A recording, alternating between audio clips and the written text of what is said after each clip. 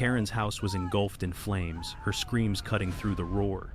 "You did this!" she shouted, pointing at me while the roof collapsed. The northern ridge glowed like molten metal, moving faster than any firefighter could chase.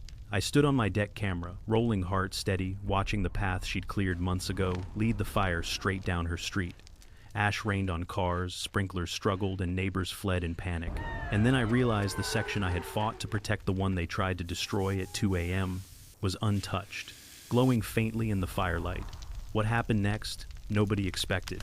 Karen's heels clicked down the cul-de-sac like a metronome of authority clipboard, clutched tight eyes scanning my yard as if it belonged to her. "Mr. Maddox," she called, voice bright but sharp enough to slice, "this is not authorized." I stood by the ridge dust on my boots, hands gripping the survey stakes I'd driven myself. "It's my deed property," I said, holding up the plat map. "Everything here is within the lot lines. State law protects defensible space over aesthetics in high fire zones." Her smile thinned into something practiced brittle, visible from the trail. "That makes it subject to architectural review," she said, stepping closer. Volunteers hovered behind her, ready to measure, take notes, enforce her word. I glanced at the ridge behind me, the dry manzanita, the dead grass, the kind of slope that turns into a wall of fire in seconds. My years in wildfire corridors, the smell of burning villages, the memory of my childhood home lost to flames, all of it guided me now. "You'll be documenting this," she said, raising her phone. I tapped my GoPro. The little red light blinked like a heartbeat. Her hands tightened on the clipboard, knuckles white. Karen thought control was absolute. She hadn't realized yet that I was ready for her every move. The first orange violation notice landed on my gate like a tiny explosion, $450 for unauthorized land disturbance. I photographed it, filed it in the Karen folder, and added the county fire marshal's letter backing my work. No reply. Neighbors began stopping by, cautious and apologetic. "Maybe tone it down a little," a man mumbled, eyes on the ridge. Claire, yoga mat tucked under her arm, asked outright, "Why is Karen so obsessed with your dirt?" I smiled, keeping calm. I hadn't asked permission, and that was why Karen thought she had power. A few days later, 2 volunteers appeared 20 feet past the property line, clipboards shaking in the early morning sun. "Visual Impact Assessment 1, said, pacing along my defensive trench. "You're trespassing," I said, stepping directly into their line of sight. Behind them, Karen's voice floated down like a siren. The board voted to restore HOA-adjacent landscaping. The volunteers faltered. I tapped my GoPro, the little red light blinking like a heartbeat. Even at this early stage, I was ready. Every note, email, neighbor conversation became evidence. Her first move was harassment. My response was strategy. She didn't yet know the storm she had started. It was Tuesday morning when the next wave arrived. 2 men in reflective vests were standing at the back of my yard, pacing like predators, measuring their prey. "Step back," I said, planting myself between them and my trench. The taller one hesitated. "Board-approved inspection," he said. "You're on private property." I held up my CAL FIRE Defensible Space Certificate. "State law protects this line. This is very high fire hazard territory. Step off my property now." Karen's voice rang down from the trail above, amplified by years of assumed authority. "The board has voted. Restore the natural viewshed." I kept my hands visible, calm. "Show me the vote. Show me the minutes. Until then, this line stands." The volunteers backed away, slowly muttering under their breath. I recorded every word, every motion, the infrared light from my ridge camera catching each step. That evening, neighbors who had been too intimidated to speak started quietly sharing stories of fines, threats, and harassment. Their fear became a shared whisper, an undercurrent I could build upon. Karen's obsession with control was only escalating, but every action now fed my dossier, every overreach documented. Then came 2 a.m. Friday. My phone pinged lights from the ridge camera, alerting me a yellow skid steer, unmarked, moving along the service trail. Behind it, a figure in a black hoodie and CO mask operated the bucket with deliberate, cruel precision. 30 feet inside my property line, dirt flew. The protective trench, the fire-resistant grasses, the carefully packed earth praised by the county fire marshal, all gone in a blur. Weeks of labor, sunburn, bruised knuckles, sweat, and strategy turned to churned mud and ripped roots. I grabbed my phone, hit Facebook Live. Every movement, time-stamped, geotagged, undeniable. The sheriff arrived within minutes, recognizing felony vandalism. Karen stood above clipboard, gone fury, radiating in waves. She had overstepped into criminal territory, confident in assumed power. The neighbors slept unaware, their safety in the balance. My background 16 years reading terrain, wildfire behavior, and ember paths kicked in instantly. Record document preserve. Each frame, each motion, each shred of dirt would be evidence against her. This was the first moment the war moved beyond intimidation and into direct assault on safety. By dawn, I had reconstructed portions of the barrier under the first morning light gloves, soaked back, aching. Karen's line of attack had failed in subtle ways I was just beginning to measure. The deputy watched my live footage silently, then nodded.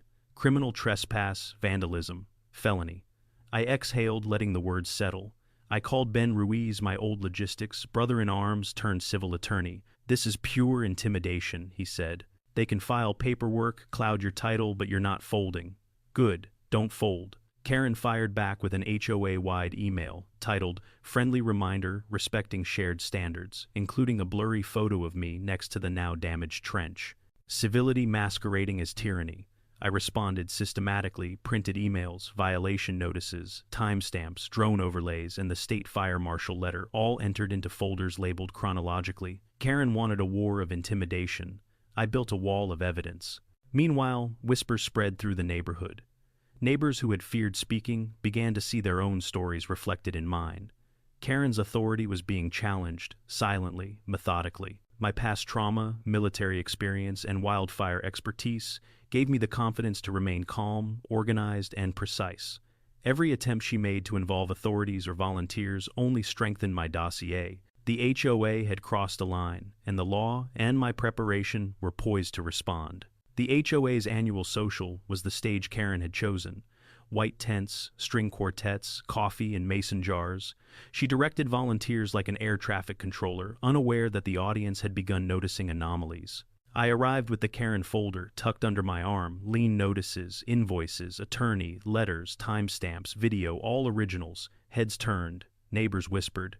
The stories of intimidation, fines, and harassment started flowing out. Elderly widows, young couples, veterans cited for minor offenses, solar panels removed, ramps torn down. They were afraid to fight back. Suddenly, they weren't alone. That night, the wind changed, dry and hot. The ridge cameras pinged. A fire ignited miles away, but growing, heading straight for Ember Hills. I grabbed my shovel, my headlamp, and rebuilt the section Karen had tried to destroy, now aware that the wildfire would follow the path she had cleared. Every neighbor's safety depended on that line. The war of paper had ended. The war of fire, the one that could devour homes, memories, and lives, was about to begin. I was ready. The GoPro blinked red. The wind screamed. And in the distance, the ridge whispered a warning. Ember Hill's fate was now on my hands. The screen froze the line of bare earth glowing faintly. Whatever came next, the world was about to watch. The community center was packed shoulder to shoulder, the air thick with tension, sweat, and the faint tang of lemon polish. Karen sat at the head table, posture rigid, her smile practiced and brittle. Clipboard was gone. Her usual aura of authority was cracking. I walked to the front folder under my arm and laid out the evidence like a battlefield map. GoPro footage of the volunteers on my property, time-stamped photographs of the stripped defensive line drone, overlays showing fuel load across the ridge, and the county fire marshal's letter praising my barrier. "Everyone here is at risk because of unilateral decisions," I said calmly, scanning the crowd. "This isn't about flowers, paint, or perfect lawns. It's about human lives and homes." Karen countered immediately. "Precedent, visual continuity. Community identity," she intoned, voice tight with forced authority. A board member, the treasurer, sweating through his shirt, cleared his throat. "Legally, the board cannot override state fire safety statutes. We all know that." The murmurs grew into whispers, then quiet clapping. Heads turned toward Karen, her hands clenched into fists so tight the tendons showed. The veneer of control shattered, replaced by raw fury. Volunteers shifted uncomfortably. She had expected silence. She got evidence, community scrutiny, and doubt. I didn't smile. I let the documents speak. Every page, every video frame, every time-stamped email told the story more clearly than words ever could. Round one was mine, but both of us knew this battle would escalate beyond this room. I pulled out the invoice first. Emergency Ridge Restoration Services, $11,240, authorized by K. Beckman, no quorum, no board minutes, dated 3 days before the backhoe arrived. The room fell silent. Every lie, every manipulation, every unilateral action she had taken was exposed in stark, undeniable clarity. I projected drone overlays across the screen green, where my barrier remained red, where it had been destroyed, and orange arrows tracing the fire's path. Eyes widened, mouths went slack. Neighbors whispered, leaning closer, recognizing the narrow corridors where disaster had been orchestrated. Stories began spilling out: a young couple forced to remove solar panels, an elderly veteran sighted over a butterfly garden ramps torn down in violation of ADA codes. The pattern was clear. Karen's obsession with control had repeatedly overridden safety. Emails, voicemails, photographs, county letters, all organized chronologically, cross-referenced, and time-stamped. The audience could see the evidence chain layered like bricks in an impenetrable wall. Karen's certainty, her belief that aesthetics outweighed reality, was now revealed as recklessness, not authority. Every previous warning, every minor harassment, every orange notice she had sent was part of a continuum that culminated in this moment. The room vibrated with collective realization. Volunteers shifted uneasily. Whispers turned to murmurs, then exclamations of shock. Karen's face paled. Her posture drooped, the aura of control evaporating under the weight of public scrutiny. For the first time, she realized her actions weren't just administrative, they were dangerous. And the neighborhood, long silenced, finally understood that they were not alone. The wind had shifted while we were inside. By the time the meeting ended, the northern ridge glowed faintly under the approaching sunset. I drove to the overlook, eyes scanning the horizon. The first flames licked the ridge exactly where the destroyed section of my barrier had been. 3 homes ignited instantly. I rolled down the truck window, the smell of melting vinyl, charred wood, and pine hitting me like a punch. I raised my phone, recording every second, time-stamped and geotagged. The fire surged toward Karen's street, the corridor she had fought to leave untouched. Karen stood barefoot in the middle of her street silk robe, catching the light of the flames, screaming and pointing at me. "You did this. You ruined everything." The roof behind her groaned, collapsed in a fountain of sparks, fire pouring through the windows. Firefighters tried to restrain her. She wrenched free, spinning toward the ridge where I watched from above. The blaze moved methodically, following the corridor she had cleared, feeding on dry manzanita, dead grass, and untrimmed brush. Homes went up like matches, 5, fully involved in under 8 minutes. I didn't speak. I didn't intervene. I filmed time-stamped, undeniable proof of how reckless authority had consequences. By morning, 3 homes on Karen Street were gone, 2 more burned to the foundation. The barrier I had fought to protect held shielding the rest of the neighborhood. Residents emerged in shock, some crying, others in disbelief. Karen sat amidst the charred remains of her property, knees drawn to her chest, eyes empty, realization sinking in. The fire had spoken, and its message was clear: control without accountability can destroy everything. Karen's power had crumbled, her obsession laid bare, and for the first time, the community understood the price of silence and blind obedience. And I knew from the top of that ridge that Ember Hills would never forget this lesson. The smoke had thinned, but still lingered over Ember Hills like a gray veil. The streets were littered with debris, scorched mailboxes, melted toys, and the skeletal remains of shrubbery. Neighbors moved through it with a mix of exhaustion and determination, checking on one another, salvaging what little had survived, the fire, sharing water and blankets. I helped Mr. and Mrs. Forrester pack what remained of their lives into their Buick, a cat carrier, photo albums, and a small box of keepsakes. His hand gripped mine so hard I felt the tremor in his bones. "You tried to warn us?" he rasped, eyes red and wet. I only nodded, letting him feel the weight of that simple truth. Children dared out onto the streets, riding bikes and scooters, their laughter fragile and strange in the thick morning haze. Conversations that had been hushed whispers over back fences became stories told openly. The fines, the threats, the intimidation, the HOA notices that had kept them silent for years. One by one, the residents realized they were not alone. They had been afraid to fight, but the fire had shown them the consequences of silence, and now together they were determined to take control. The legal aftermath moved swiftly. Karen and the Ember Hills HOA were hit with a civil suit filed jointly by the families most affected. The complaint, 127 pages long, detailed gross negligence, reckless endangerment, willful destruction of mandated fire safety infrastructure, breach of fiduciary duty, and intentional infliction of emotional distress. I was subpoenaed as the primary witness.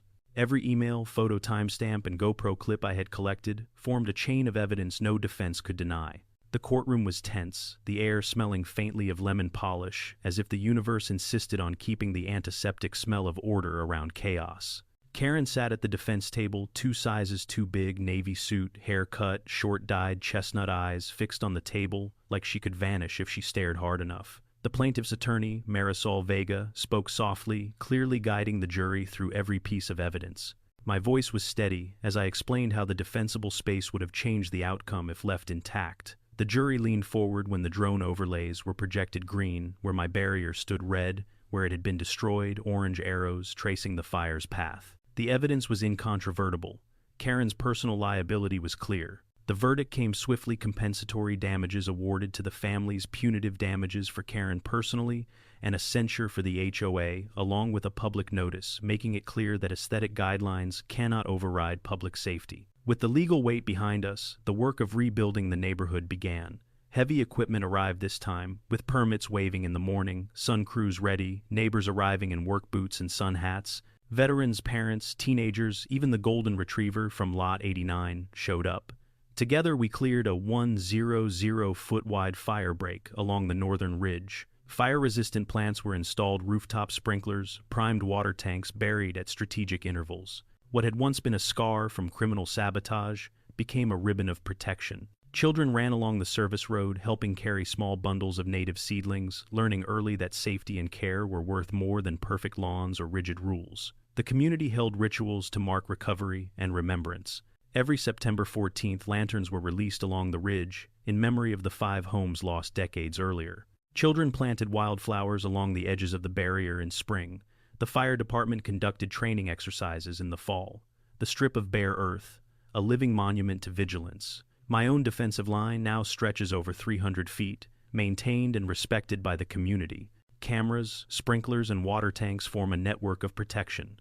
The ridge is wider, cleaner, and growing stronger roots each season. At night, I still walk the ridge. The wind blows hot and dry, carrying the faint scent of chaparral and pine. Neighbors wave from porches, children ride bikes along the service road. Texts ping when red flag warnings appear. Sprinklers are primed, gutters clear, go bags ready. The fire that once destroyed so much now serves as a teacher, its lessons etched into the community's collective memory. I stand on my deck with a cup of coffee, watching the faint glow of the barrier under the moonlight. Eli, my little brother, grown now with children of his own, visits each Thanksgiving. He still flinches at sudden loud noises, still scans the horizon when the wind shifts, but he smiles easier these days. One year he brought a small wooden sign he carved himself. I hung it on the gatepost where the first orange violation notice once fluttered. It reads, "This home protected by stubborn love and a really good fire break." Mr. Forrester passed peacefully 2 winters ago. Half the neighborhood attended the funeral in work boots and Carhartt jackets. We carried his casket ourselves. His wife pressed a folded flag into my hands. "You earned it twice. Once over there, once right here," she said. I keep it above the fireplace, next to the photo of the community, standing shoulder to shoulder the day we finished the big break. The wind still blows, the ridge still dries in summer, and sometimes a paper lantern drifts by on the night air. Each one represents a home, a life, a lesson learned. They float out over the valley like brave stars, refusing to be afraid of the dark. Ember Hills is still wild, the embers still wait, but no home will burn unprotected again. Not on my watch, not here, not ever. I remain the wildfire safety advisor, but my title is secondary to the living network of neighbors watching each other, ready to act. The promise I made in the ashes all those years ago is kept not by me alone, but by all of us. Safety, community, and vigilance are no longer optional, they are a way of life. Ember Hills stands resilient, united, and wiser, with a fire break that carries both memory and hope, and a community that will never surrender again.